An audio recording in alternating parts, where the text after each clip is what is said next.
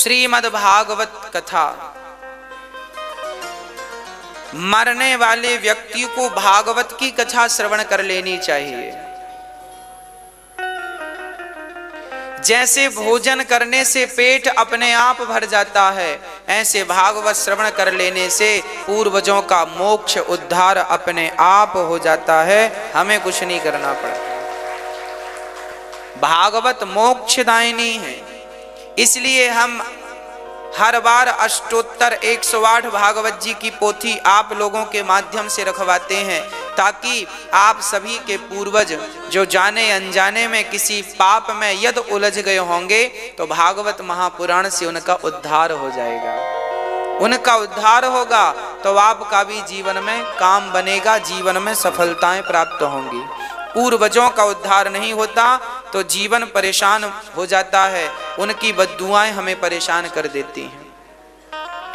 आपके पूर्वजों को, आपके पूर्वज कितने प्रसन्न होते होंगे कि वाह, मेरी बेटी ने, मेरे बेटे ने, मेरी बहू ने, मेरे नाती ने मेरे लिए भागवत जी का आयोजन रखा है, भागवत रखी है, वो बड़े आशीर्वाद देते होंगे। इसलिए आप कम से कम एक भागवत जी की पोथी पाठ जरूर अपने पूर्वजों के लिए करवाया करिए। अभी 17 फरवरी माघ का महीना है और वृंदावन में कुंभ भी लग रहा है। इस कुंभ के उपलक्ष्य में एक भागवत जी का फिर से पोथी रखी जा रही है, आप भी अपने पूर्वजों के निमित्त पाठ करवा सकते हैं, ताकि इस माघ के महीने में वो भी कथा सुनकर भागवत जी का पुण्य उन तक पहुँचे, और वह यदि दुर्गति को प्राप्त हुए हैं तो भागवत जी उन्हें उस दुर्गति से सदगति की ओर ले जाएंगे, उनकी सदगति हो जाएगी।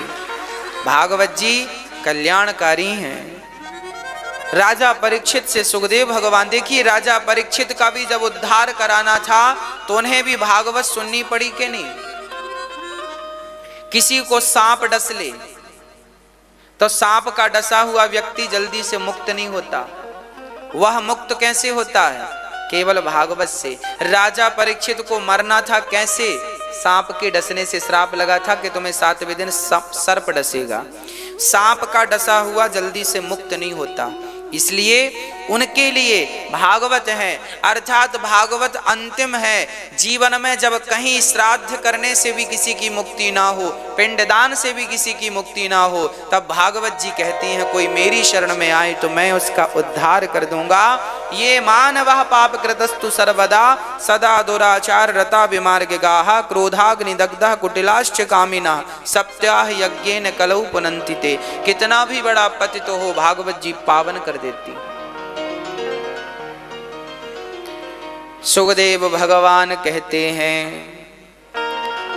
वरीयाने सिते प्रश्न क्रतु लोकहितं नृपा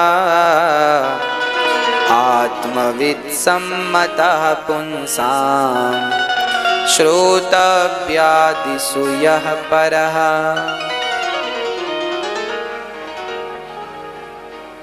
राजन, आपने बड़ा उत्तम प्रश्न किया है, जिसे 7 दिन में मरना हो उसे क्या करना चाहिए? सुखदेव भगवान बोले उसे क्या करना चाहिए? निद्रया ह्रियते नक्तं व्यवायेन च वावया दिवाचार्थे हया राजन कुटुम्ब भरणेन वा। कम सोना चाहिए, कम सोइए, कम खाइए और ज्यादा से ज्यादा भगवान का भजन कीजिए। ज्यादा खाने वाला हमेशा बीमार रहता है, कम खाने वाला हमेशा स्वस्थ रहता है। इसलिए कम मतलब इतना भी कम ना खा लो कि अब बिना खाए हड्डी हड्डी दिखने लग जाए, है ना। भूखे भी नहीं मरना है और बहुत पेल के भी नहीं खा लेना है, बीच का संतुलन। एक आदमी बहुत खाता था, इतना खाता था, एक बार भंडारे में गया, इतना खाया तो लोगों ने कहा भैया बीच बीच में पानी तो पी लो। तो वो बोला बीच तो आए,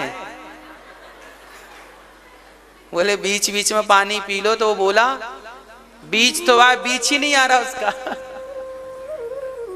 अब बीच आए तो पानी पिया। तो शास्त्र कहते हैं निद्रया ह्रियते नक्तम व्यवायेन चवावया दिवाचार थे हया राजन कुटुंब भरडेन वा। आज प्राणी मात्र का जीवन केवल हाय हाय करने में गुजर जाता है। तो सुखदेव भगवान कहते हैं फिर मरने वाले को क्या करना है। सुखदेव भगवान कहते हैं तस्मात् भारत सर्वात्मा भगवान ईश्वरो हरिः श्रोतव्यः कीर्तितव्यश्च स्मर्तव्यश्चेच्छिता भयम्। भगवान का भजन करना कैसे, सब में भगवान मानकर।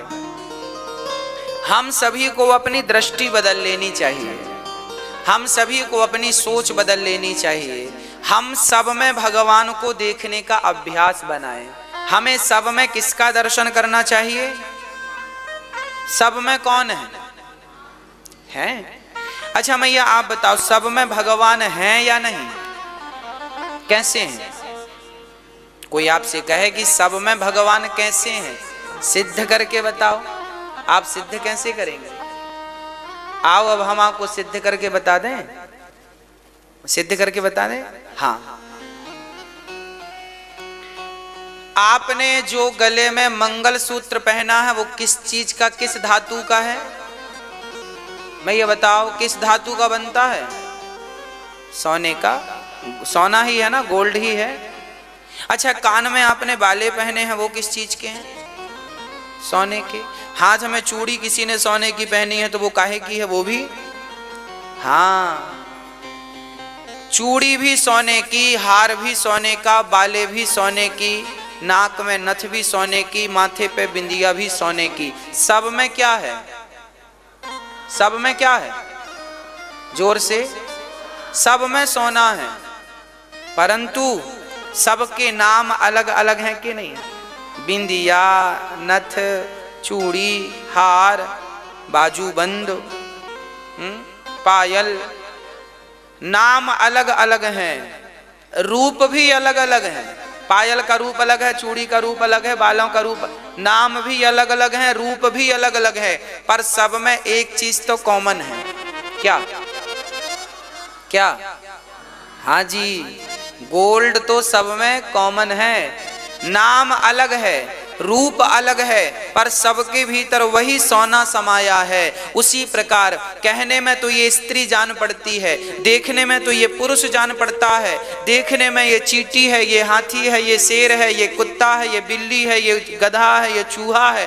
देखने में नाम और रूप अलग अलग है, पर भीतर तो सबके वही परम तत्व परमात्मा समाया हुआ है। जैसे हर आभूषण के भीतर सोना समाया है, उसी प्रकार जीव मात्र में परमात्मा बैठा है। जीव मात्र में कौन है?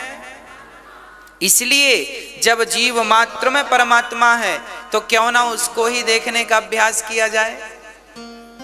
अब आप ये ना देखा करो कि ये पुरुष है, अब आप ये देखा करो कि ये पुरुष के रूप में भगवान है।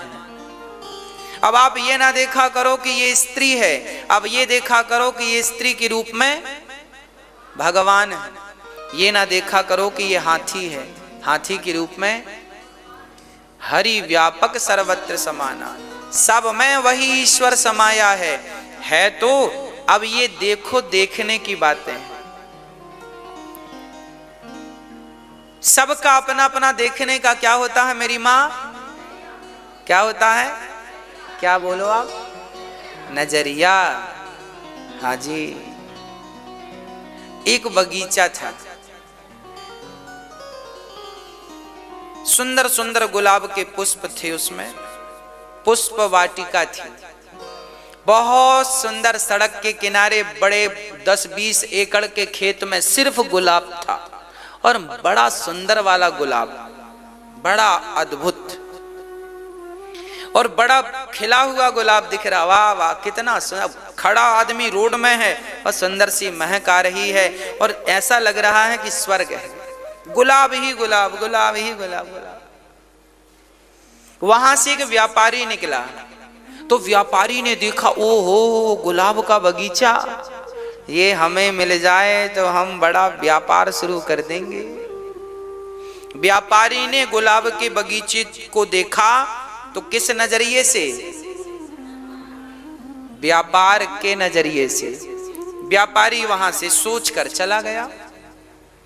थोड़ी देर बाद वहां से कोई बिहारी जी का भक्त गुजरा, तो जब भक्त ने गुलाब का बगीचा देखा तो हो भगवान, ये बगीचा हमें मिल जाता तो बिहारी जी का पूरा मंदिर इससे सजाकर बंगला बनाते पुष्पों का।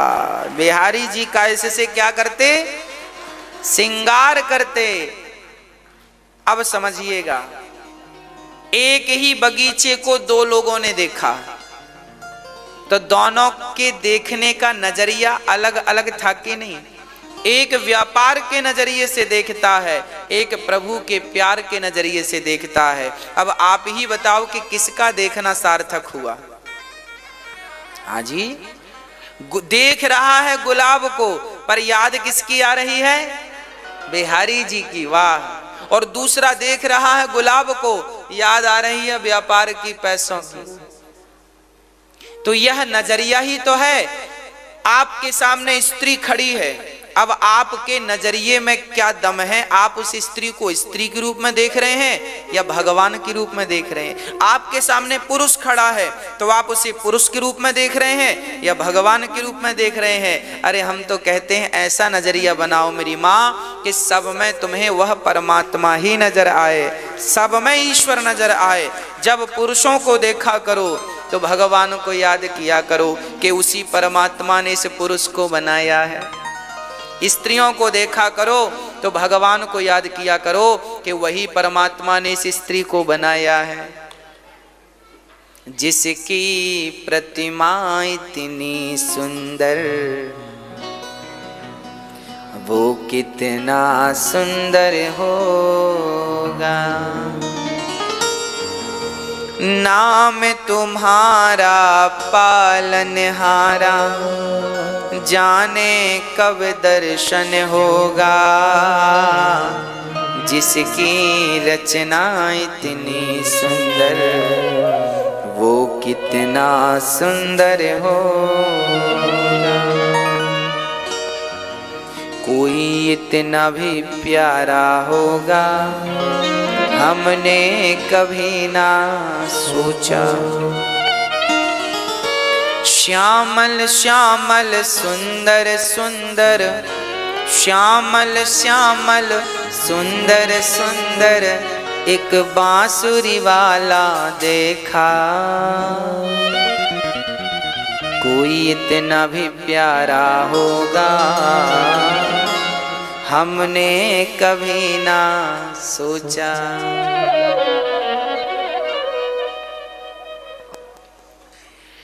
अपना नजरिया हो, इसलिए हम कहते हैं कि सब में भगवान को देखने का नजरिया बनाओ। निज प्रभु मैं देखहि जगत सीय, राम मैं सब जग जानी, सर्वम खलविदम ब्रह्मा। आज के बाद मेरी माँ ये व्रत लो, मेरे भाई मेरे बच्चे सारे लोग ये व्रत लो, भैया जी मैया जी दादाजी सब व्रत लो कि आज से जिसे देखेंगे तो भगवान के रूप में देखेंगे। सब में कौन है? भगवान। सब में जगन्नाथ जी हैं, सब में बिहारी जी हैं, सब में द्वारिकाधीश जी हैं, सब में मेरे राम लला बैठे हैं। स्त्रियों को देखा करो तो इस भाव से कि हमारी श्री किशोरी जी श्री राधा रानी है, ये हमारी माता सीता है, ये हमारी माता लक्ष्मी है ये।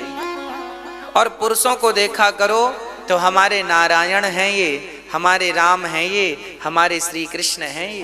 बस खत्म बात, सब भगवान, समस्या खत्म। बड़े बड़े साधु संत ऐसी तो करते हैं। एक बेटे ने पापा से कहा, पिताजी पिताजी हमें सब लाल देखना है। अब सबको लाल तो कर नहीं सकते थे, तो पिता ने उसको लाल कलर का चश्मा पहना दिया। अब जो चश्मा लाल लगा तो फिर वो जिसे देखता सब लाल। स्त्री देखे तो लाल, पुरुष देखे तो लाल, पानी देखे तो लाल, बादल देखे तो लाल।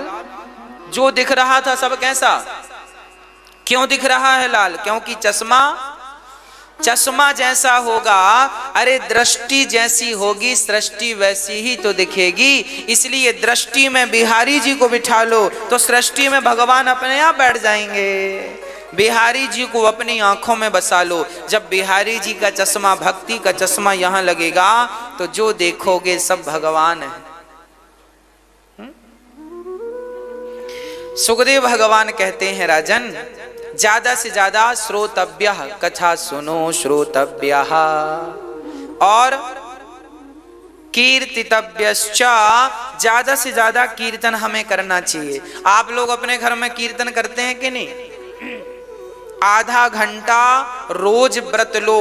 आप सामान्य व्रत किया करो ना किया करो, अमावस्या पूर्णिमा का व्रत करो अच्छी बात है, ना करो तो भी अच्छी बात है, पर अपने घर में आधा घंटा कीर्तन करना है, ये व्रत जरूर लो।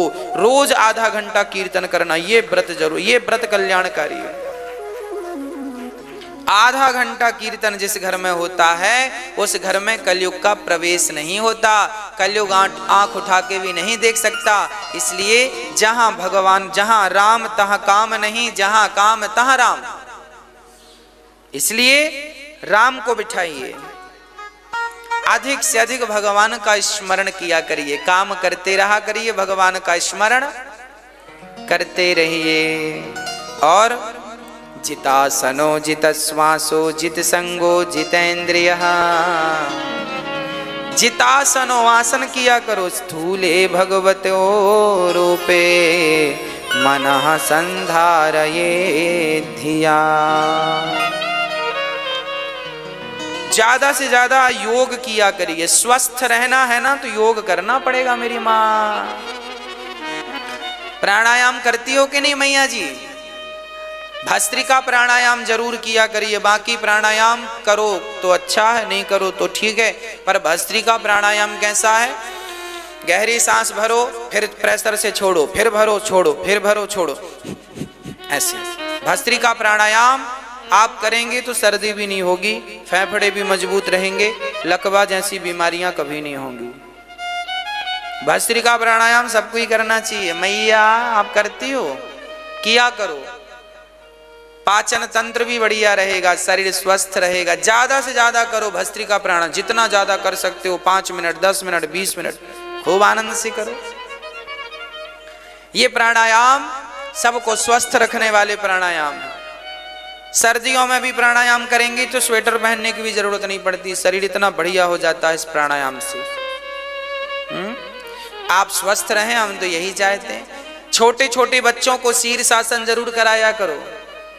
बच्चों की मेधा बुद्धि बढ़ती है। शीर्षासन जानते हो? सिर के बल खड़ा करना। पहले दीवार के सहारे खड़े हो, फिर अभ्यास करेंगे तो अपने आप खड़े हो जाएंगे। दोनों हाथ जमीन में रख के सिर के बल खड़े होना है। ये कैसा आसन है? शीर्षासन है। कब करना है? रोज सवेरे बिना खाए पिए सवेरे करो। सुबह उठकर बढ़िया पानी पी लो, पानी पीने के बाद फ्रेश होके बढ़िया नहा धो के फिर बढ़िया आराम से करो शीर्षासन। बच्चों को विशेष कराया करो आसन, इससे बच्चे बहुत बुद्धिमान होते हैं, विवेकशील होते हैं। और सुखी रहने के लिए मैं आपके पास एक उपाय लेके आया हूं। आपको सुखी होना है कि नहीं? आज मैं आपको सुखी करूंगा। कौन कौन होगा?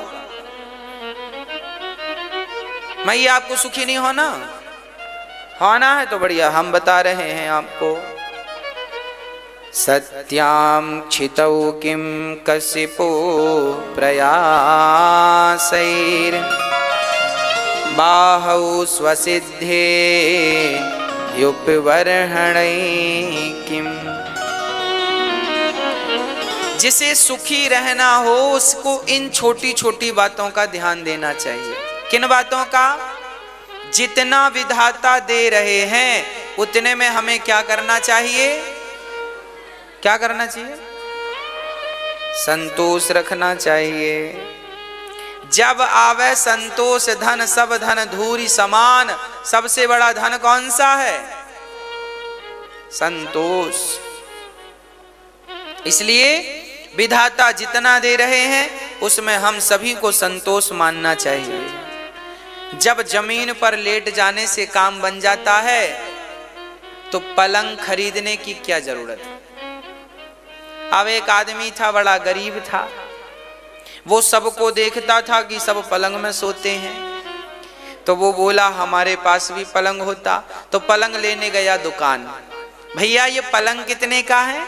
दुकानदार ने कहा भैया 3000 का है। अरे बड़ा महंगा, कोई सस्ता है। हाँ ये सस्ता वाला 700 रुपए का है। अच्छा 700 का आ जाएगा। हाँ पर भैया हमारे पास तो 300 रुपए हैं। अच्छा 300 रुपए हैं और पलंग 700 का है। अब क्या करें, एक काम करो 300 बचाओ, पलंग खरीदने का झंझट ही मत करो। जब जमीन पर सोने से काम अच्छा हम जमीन पर सोते हैं और आप पलंग में सोते हैं तो क्या हमें नींद नहीं आती क्या? क्या ऐसा है कि पलंग में सोने वाले को ही नींद आएगी? जमीन पर सोने वाले को नींद आती है कि नहीं आती है? कई बार तो बड़े महंगे महंगे पलंग में सोने वालों को भी नींद नहीं आती, नींद की गोली खाते हैं, फिर भी उल्लू की तरह जागते रहते हैं, नींद ही नहीं आती। अरे नींद आने के लिए महंगा पलंग नहीं चाहिए, नींद आने के लिए तो परमात्मा ने जितना दिया है उसमें संतोष चाहिए। संतोष की गोली खाओगे तो बेहतर नींद पाओगे, और नहीं तो 50,000 का पलंग भी आपके घर पे क्यों ना हो, कोई गारंटी ले सकता है कि इस 50,000 के पलंग में नींद आ जाएगी? इसलिए नींद आएगी कब, जब विधाता जितना दिया उसमें हमें क्या होगा। इसलिए भैया खर्चा कम करो, जमीन पर सो जाओ। महाराज जी हम जमीन में सो जाएंगे, पर तकिया तो एक लाना ही पड़ेगा बढ़िया वाला, तकिया लाएंगे। अब तकिया लेने, भैया तकिया कितने का है?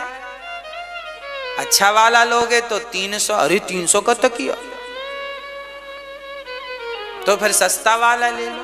कितने का है? बोले 50 रुपए का। अरे राम राम राम, 50 रुपए का तकिया, तो फिर क्या करें? 50 रुपए बचाओ। भगवान ने एक तकिया दे रखा है। कौन? जमी पर लेट जाते हैं, ध्यान से सुनना, जमी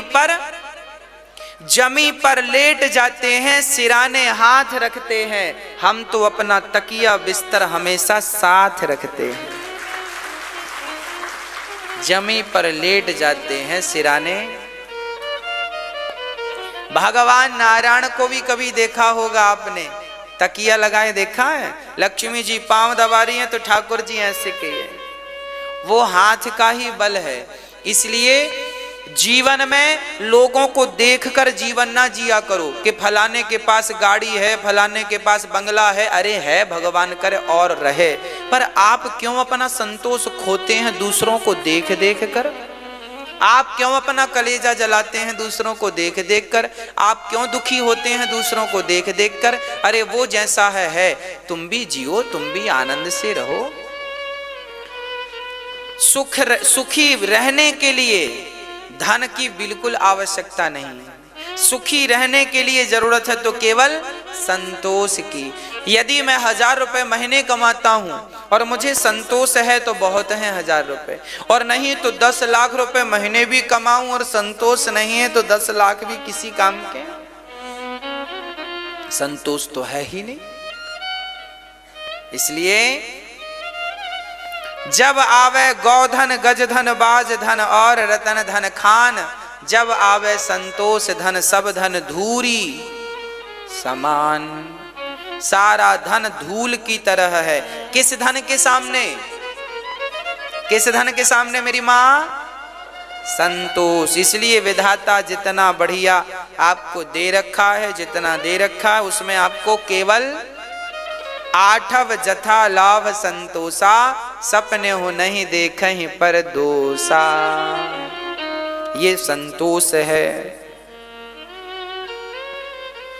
अब कहो महाराज जी, एक सज्जन थे, वो हमेशा गाना गाते थे, गुरुजी हमने तो चांदी के बर्तन रखे, हम तो चांदी की थाली में खाते हैं, चांदी के लोटा में पानी पीते हैं। एक सज्जन थे, वो गाना गाते, हम तो चांदी के बर्तन में खाते हैं, चांदी के बर्तन में पानी पी। अरे पागल! अच्छा ये बताओ, आप चांदी की थाली में खाते हो और चांदी के लोटे में पानी पीते हो, तो आपकी भूख और प्यास मिट जाती है, और हम पत्तल में खाते हैं और हम मिट्टी के बर्तन में पानी पी, और हमारे पास तो मिट्टी का नहीं हो तो हम अंजलि में पानी पी लेते। अंजलि ये क्या है? ऐसे भी पानी पिया जाता है कि नहीं? अच्छा ऐसे में प्यास बुझेगी कि नहीं? हाँ, ऐसा तो नहीं कि केवल चांदी का लोटा होगा तो ही प्यास बुझेगी। तो फिर जब ऐसे पानी पीने से प्यास बुझ सकती है, तो चांदी के लोटे की हम इच्छाएं क्यों रखें? हाँ या ना? अरे भगवान ने दिया है तो रखो, चांदी का सोने का लोटा भी रखो, पर जब नहीं है तो विधाता ने ये अंजलि तो दी है ना। भगवान करे सोना चांदी का, भगवान करे सोना चांदी भले ना दें, पर ये हाथ पांव स्वस्थ रहें, यही विधाता से प्रार्थना। नहीं तो सोना चांदी बहुत और हाथ ही काम नहीं कर रहे हैं। चांदी के लोटा में भी कोई दूसरा पिवा रहा है, आपको तो अच्छा लगेगा? अरे शान तो ये है कि अपने हाथ से पानी पियो। सत्यं जलौ किम पुरुधान्य पात्रा दिग्वल्कलादौ सति किम दुकूलई। अच्छा और सुनो, तो प्यास मिटाने के लिए मेरी मां सोने और चांदी के बर्तनों की जरूरत नहीं पड़ती। प्यास बुझाने के लिए, अच्छा पानी मीठा कब लगता है? जब बहुत ज्यादा प्यास लगी हो। प्यास है तो यूं पानी पी लो, ज्यादा संग्रह ना किया करो। जितना विधाता दे रहे हैं रोया ना करो, भगवान उन्हें पड़ोसन के पास तो चांदी का गिलास, हमारे पास तो नहीं है, अब लगे रोने हे भगवान। अरे तुमको पानी पीने से मतलब है कि चांदी की गिलास चबाओगे? प्यास ही तो बुझानी है। अब पड़ोसन थोड़ी चांदी की गिलास चबाती रहती है उसके पास तो है, आपके पास नहीं है तो नहीं है, कोई बात नहीं, भगवान देंगे, मेहनत करो। पर जब तक नहीं है तब तक क्या रखो? संतोष रखो। हाजी दिग्वल्कलादौ। अच्छा आपकी पड़ोसन ने पिछली महीने 5,000 की साड़ी खरीदी, तो आपका भी मन हुआ, ओ हो मेरे पास भी 5 की होती है ऐसी। अच्छा हमारी माताएं बड़ी भोली होती हैं, किसी ने साड़ी खरीदी है तो जरूर पूछेंगी पहचानने वाली, कब खरीदी, कहां से खरीदी, और रेट जरूर कंफर्म करती हैं कितने की है। और वो भी 5 की 10 में बता देती है। हाँ हम भी कम हैं क्या? 5 की साड़ी 10 में कह देती है। लो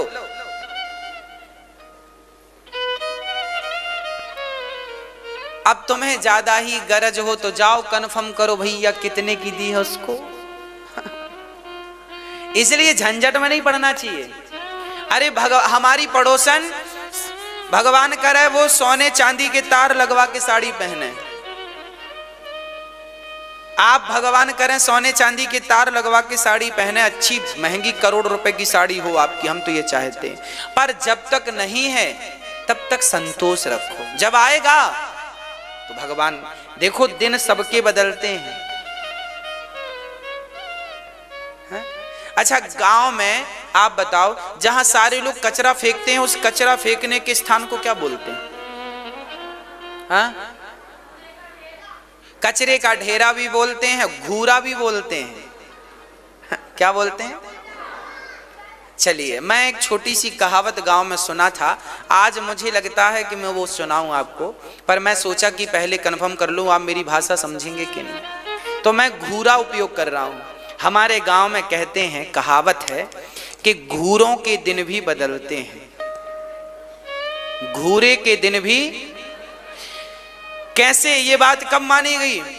गांव के सारे लोग जहां घर का कचरा फेंका करते थे, उस गांव में एक महात्मा जी आ गए। तो उस महात्मा जी ने उस घूरे की जगह को साफ करके वहां ठाकुर जी का मंदिर बना दिया, और अब लोग वहीं बैठ के कीर्तन भजन करते हैं। इसको कहते हैं घूरों के दिन बदलना। यदि घूरों के दिन बदलते हैं मेरी माँ, तो मेरे बिहारी जी पे विश्वास रखना, तुम्हारे भी दिन बदलेंगे। जब तक नहीं बदल रहे हैं तब तक तुम संतोष रखना। तब तक क्या रखना? जब आवे संतोष धन। अभी तुम्हारा समय बुरा है ना, तो डालडा घी चुपड़ के खा लो, सरसों का तेल चुपड़ के। मैंने भी सरसों का तेल रोटियों में चुपड़ के नमक लगा लगा के खूब खाया है ना। घी का जुगाड़ नहीं है तो सरसों का तेल खाते हैं। सरसों का तेल रोटी में चुपड़ के हमने खूब खाई है। हमने तो डालडा घी भी खूब खाया चुपड़ चुपड़ के। अपने को तो लगता है यही देसी है। छोटे से थे तो जो मिला सब ले आते थे और चुपड़ के खा लेते थे। तब तो पता ही नहीं था देसी क्या डाल, खाने से मतलब बस खा लिए। जब तक आपके दिन अच्छे नहीं हैं तब तक भैया रोटी में तेल सरसों का ही लगा लो और नमक चुपड़ के खा लो, और विधाता पे विश्वास रखो। आज तुम नमक रोटी खा रहे हो सरसों का तेल चुपड़ के, भगवान चाहेंगे तो तुम्हारे घर में दूध दही घी की नदियां बहेंगी। आएंगे वो दिन, घूरों के दिन बदलेंगे आपके जरूर दिन। मुझे विश्वास है कि मेरा भारत एक दिन दुनिया का सबसे अमीर संपन्न देश बनेगा। मेरे देश में गरीबी का नामो निशान नहीं रह जाएगा। मेरे देश में सब समृद्धवान बनेंगे, सारे बच्चे शिक्षित होंगे, सारी माताएं सुखी होंगी, सारे पुरुष संस्कारी होंगे, सारा घर, हर घर से भगवान की ध्वनि निकलेगी, हर घर से भगवान की पूजा होगी, आरती होगी। वो राम राज्य आएगा, मुझे विश्वास है। वो संतोष रखिएगा। विधाता जितना दे रहे हैं, पड़ोसन ने आज 5,000 की साड़ी पहनी है, कोई बात नहीं, आप उसके बारे में ये ना सोचो कि वो पहनी है मैं, ना ना, ये हीन भावना ना रखो। भगवान से कहो विधाता वो और अच्छा पहने और उनको देना, मेरे भाग्य में जो है वो मुझे मिल रहा, मैं संतुष्ट हूं। मेरे पड़ोसी ने अभी घर की ओपनिंग की, बड़ा आलीशान घर बनवाया, 80 लाख रुपए लगाए घर में, और बड़े बड़े कमरे और बढ़िया श्रृंगार किया है घर का। 80 लाख रुपए खर्च किए घर बनाने। ओहो, देखते ही बनता। और अपने पास तो अपने घर में ऊपर चादर लोहे की लगी है, टीन जानते हैं लोहे का। हमारे यहाँ तो मिट्टी मिट्टी मिट्टी मिट्टी मिट्टी मिट्टी मिट्टी।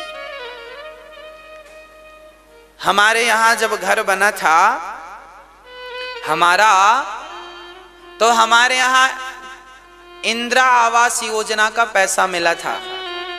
वो भी 20,000 मिलता था घर बनाने को। घर था नहीं हम लोगों के पास। हमारे पिताजी मंदिर में पूजा करते थे, तो मंदिर वाले लोगों ने कहा कि मंदिर खाली करो। अब खाली तो कर दें भैया, पर जाएं कहाँ छोड़ के। उस समय हम बहुत छोटे थे। हमारे पिताजी का स्ट्रगल हम आपको बता रहे हैं कि हम बहुत छोटे थे पर समझते सब चीजें थे।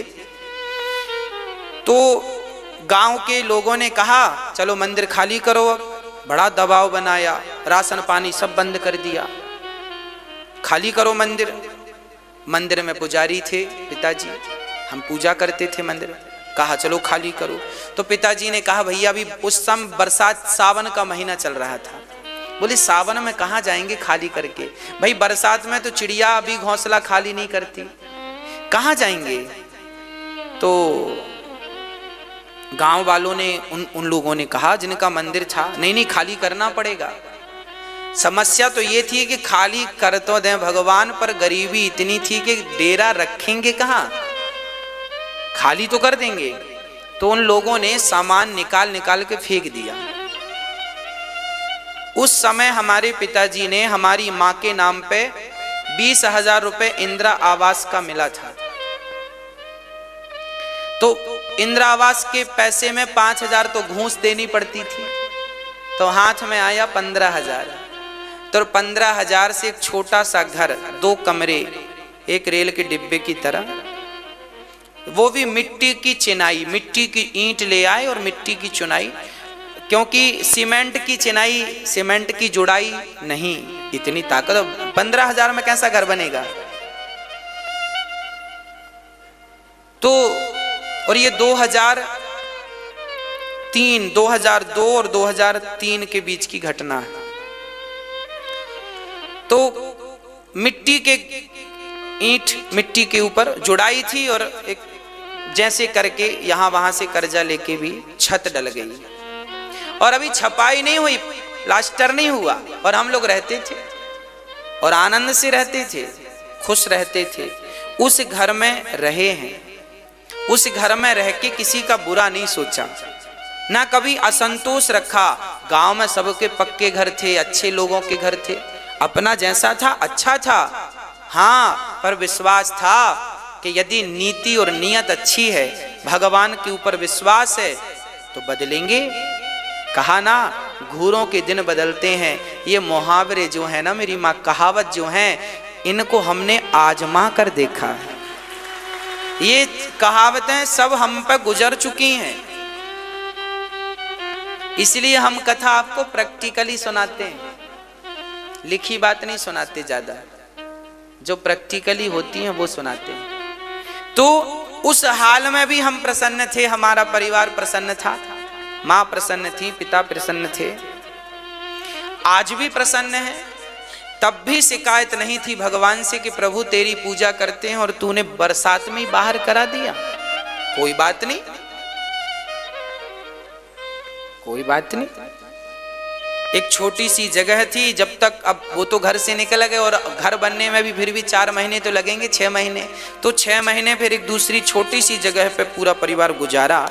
वहीं बनाना था, वहीं खाना था, वहीं सोना था, वहीं रहना था। चलिए, तो जीवन में, किसके जीवन में कब संकट आ जाए, कब मुसीबत आ जाए, इसलिए हर हाल में विधाता का धन्यवाद दो, भगवान से प्रार्थना करो, हे नाथ मैं किसी भी हाल में रहूं, बस आपको कभी भूलूं नहीं।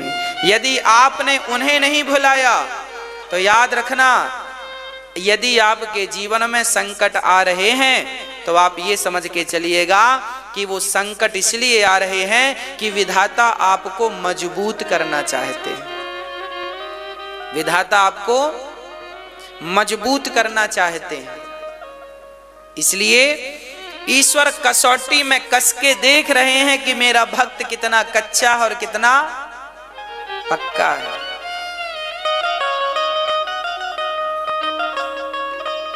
इसलिए विधाता कांटे दे तो कांटों में रह लो, और पुष्प बिछाए तुम्हारे रास्तों में तो पुष्पों में रह लो। विधाता तब कच्चे घर में रखा था, तब भी हम खुश थे, अब विधाता आपके बीच में बिठाया है तो भी हम खुश हैं, है ना। तेरे फूलों से भी प्यार, सदा मुस्कुराते रहिएगा, किसी को ये मत महसूस होने दीजिएगा कि आप बहुत दुखी हैं। आप हमेशा कैसे रहिएगा, हाँ, हर हाल में हमें खुश, हर हाल में खुश रहो। तेरे फूलों से भी प्यार, तेरे कांटों से भी प्यार, तू जो भी देना चाहे दे दे मेरे सरकार, तू जो भी देना चाहे दे दे मेरे सरकार, तेरे फूलों से भी प्यार। आइए ठाकुर जी से कहते हैं, नाथ जैसे रखोगे हम वैसे रहेंगे। जय हो।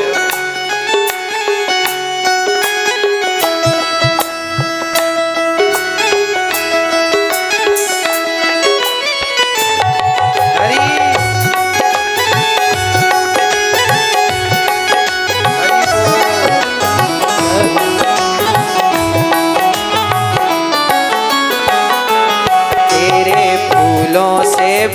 प्यार, तेरे कांटों से भी प्यार, तेरे फूलों से भी प्यार, तेरे कांटों से भी प्यार, तेरे फूलों से भी प्यार, तेरे कांटों से भी प्यार, तेरे फूलों से भी प्यार, तेरे कांटों से भी प्यार। तू जो भी देना चाहे दे दे मेरे सरकार, तू जो भी देना चाहे दे दे मेरे सरकार। तेरे फूलों से भी प्यार, तेरे कांटों से भी प्यार, तेरे फूलों से भी प्यार, तेरे कांटों से भी प्यार। जय हो हरि जय हरि।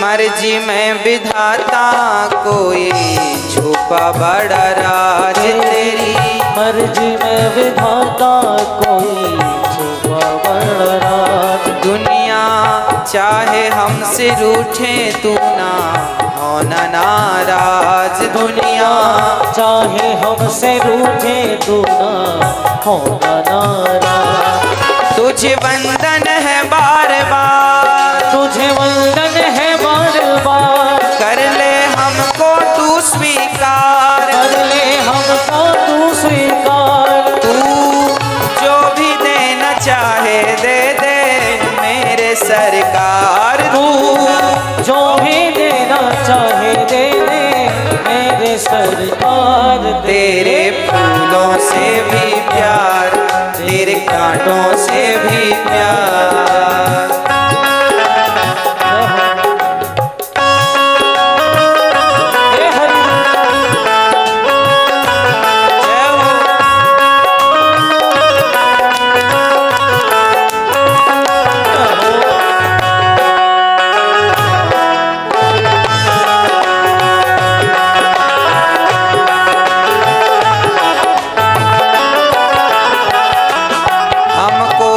दोनों है पसंद तेरी धूप और छाव, हमको दोनों है पसंद तेरी धूप और छाँव। दाता किसी भी दिशा में ले चल जिंदगी की नाव, दाता किसी भी दिशा में ले चल जिंदगी की नाव। चाहे हमें लगा दे पार, चाहे हमें लगा दे पार, या डूबा दे तू मझधार, या डूबा दे तू मझधार। तू जो भी देना चाहे दे दे मेरे सरकार, तू जो भी देना चाहे दे दे मेरे सरकार। तेरे फूलों से भी प्यार, तेरे कांटों से भी प्यार।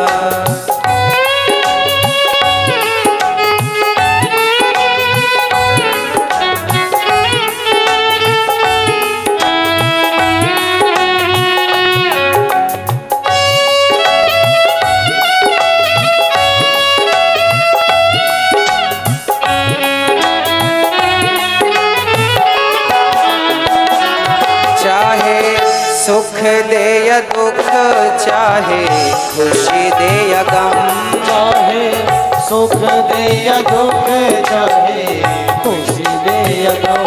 मालिक जैसे भी रखेगा वैसे रह लेंगे हम, ओ मालिक जैसे भी रखेगा वैसे रह लेंगे हम। चाहे खुशी भरा संसार या चाहे खुशी भरा संसार, यादे आंसुओं की धार, चाहे खुशी भरा संसार, यादे आंसुओं की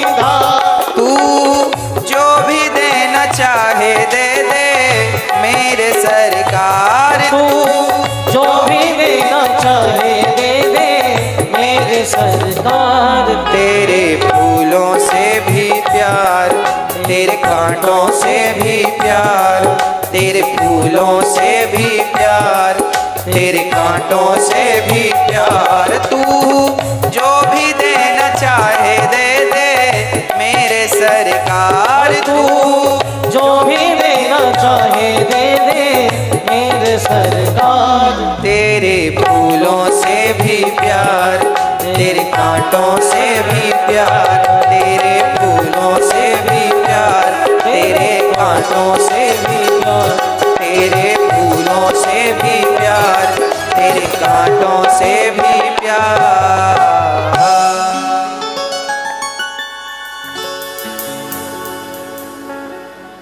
तेरी मर्जी में विधाता कोई छुपा बड़ा राज।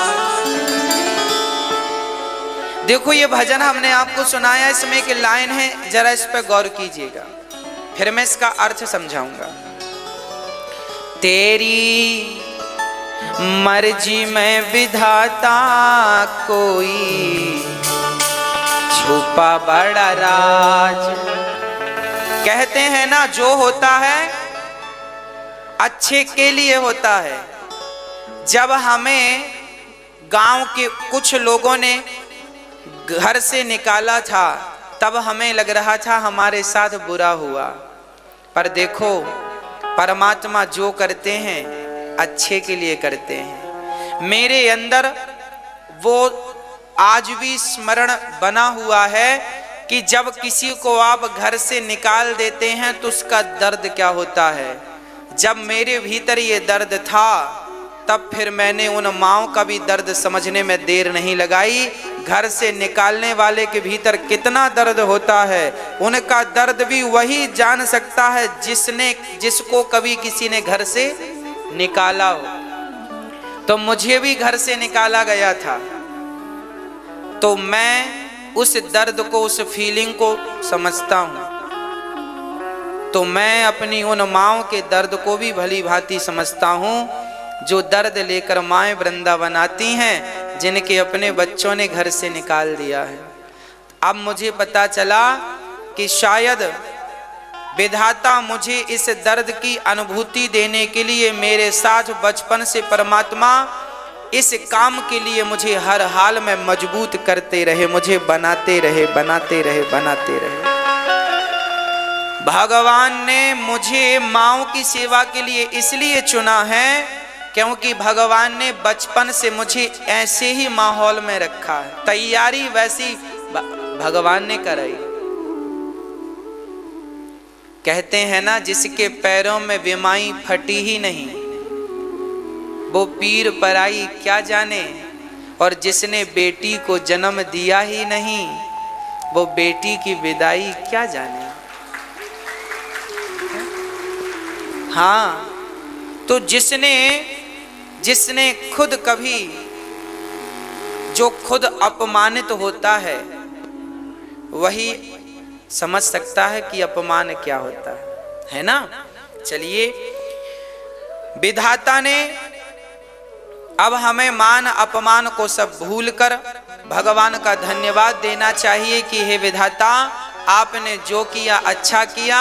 यदि मेरे बचपन में वो घटनाएं ना घटती तो शायद मैं इस क्षेत्र में माँओं की सेवा में पता नहीं आज आगे आता कि नहीं।